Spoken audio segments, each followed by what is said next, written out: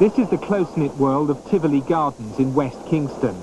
Drug dealers from Tivoli are found in London, New York or Miami, but they never sever their links with home, which they call their yard.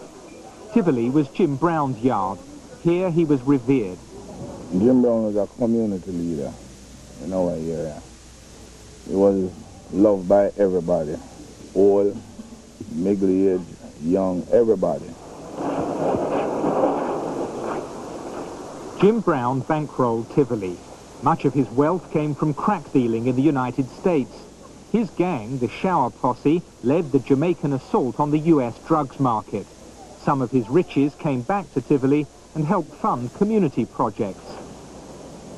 Old people, they would come and hug him, kiss him. And now people love him off real because the person he is. Because the person he is, always trying to help someone, say something to them, word of encouragement, saying to the kids, talking to the kids, telling them that they must try to achieve a better tomorrow because, you know, they have to go to school and things. He's a principled person. He believes in a lot of principles. Jim Brown came to Miami in 1984 to see what was going on with his Shower Posse and their drug dealing activities. And while he was here, in November that year, he walked into a house and executed 5 people. He walked around each one of them and shot them in the head with a .45. Jim Brown is a bad, bad man. When he was arrested at the request of the Americans, he faced charges of murder, drug trafficking, extortion. From prison, he fought a legal battle against extradition. He lost the fight, but he never stood trial in an American court. It was said that too many powerful people would have been implicated if he had. Jim Brown was burned to death in his cell. Officially accident, more likely murder. Edward Seaga, the former Jamaican Prime Minister and Jim Brown's patron, led a funeral procession of 35,000 people. Tivoli is Seaga's constituency, and Jim Brown had brought in the votes. His drugs gang had established the Yardie connection in the United States and Britain, but in Jamaica he remained a hero. Look at the man in terms of how the community respects and treats him as a protector of their community. Thank you.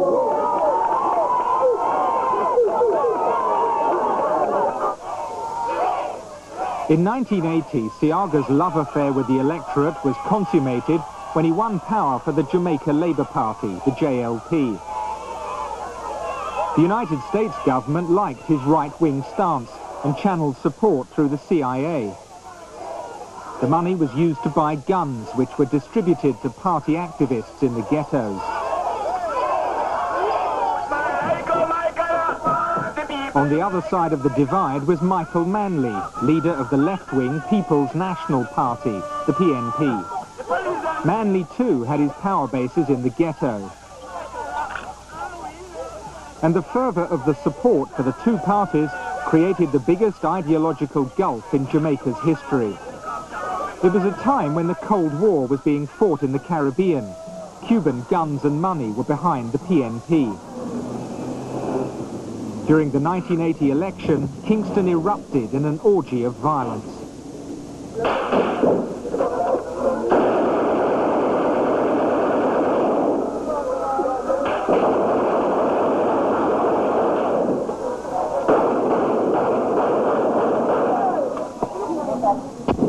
At least 800 people were killed as the parties battled for votes.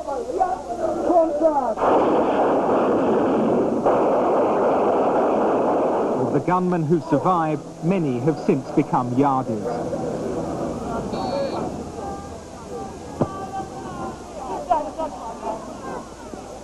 Tivoli's world is still polarized. Every aspect of life is touched by political division. Kill him! Kill him, blood splash! Kill him! And as ever, Edward Seaga is present to express solidarity with the home side. These are his people, body and soul.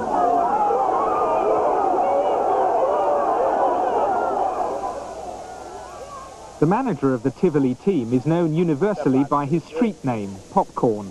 He's an activist for the Jamaica Labour Party. Anyway, everything all right, I go down the line. To Tivoli folk, he's a community protector, like Jim Brown.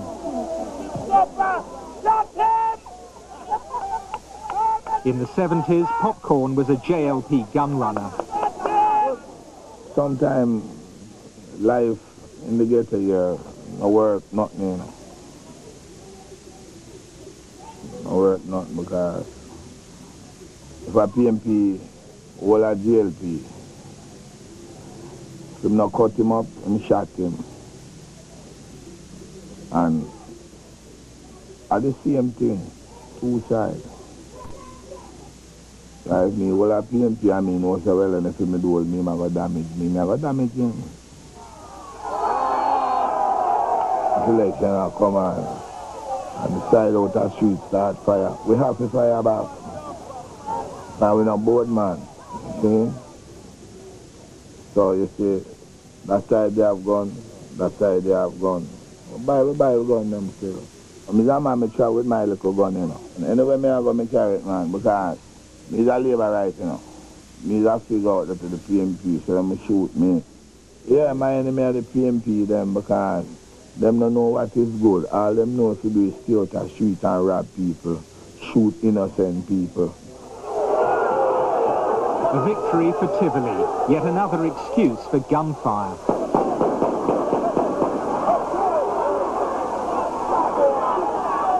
In the ghetto, the legacy of the politician is the M16.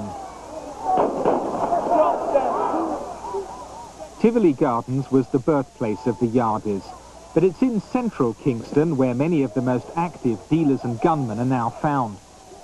Within the area, there are two distinct ghettos. The PNP stronghold with the unlikely name Tel Aviv, and its neighbour Southside, which is unequivocally JLP. Separating the two is Rosemary Lane, the front line. It's calm now, but at election times there's bloodshed across this line. And within these two enclaves, all authority rests with a series of street corner dons, and their role in the social structure of this city should not be underestimated.